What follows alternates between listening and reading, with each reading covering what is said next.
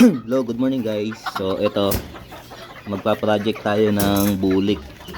Yan. So may twist to dahil parehas silang long leg guys. Yan, parehas silang long leg gagamitin natin. Pero disclaimer lang guys, hindi po tayo nag-encourage ng mga newbie o breeder na gumamit ng long leg.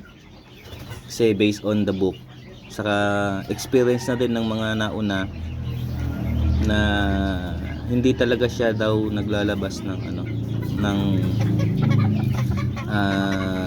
SL kapag both long leg yung parents. So project lang naman guys, project lang naman yung gagawin natin.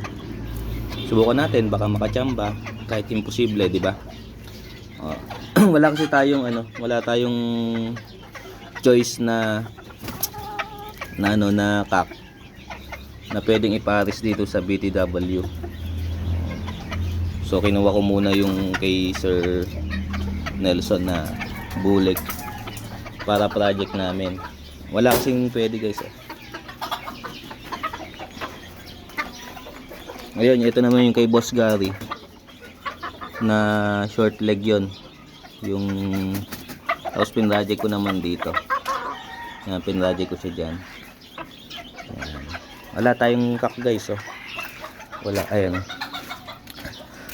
Yung ibunan ko. Wala. Yan, mga benja. Yun naman, bata pa. Wala guys, oh. Yan, puro benja. So, pa-project natin, baka sakali lang. Pero tingnan nyo guys, papakita ko yung legs nito.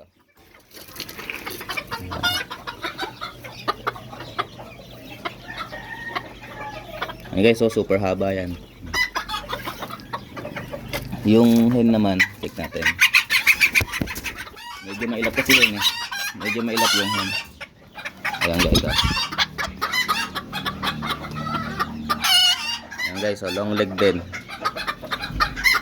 Ayan, long leg din yung hen. Ayan. So hindi ko po ini-encourage yung mga newbie na gumamit ng both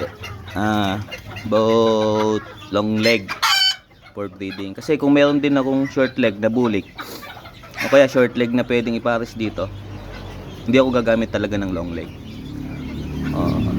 Kasi sayang yung panahon kung tsamba lang yung natin, kung tsamba lang ang asahan natin.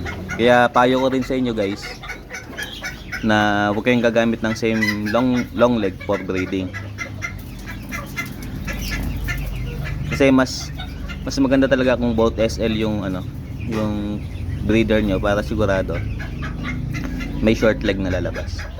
Baka sakali lang guys kaysa nakatambak yung natin, yung hen natin. Ayan, try lang natin.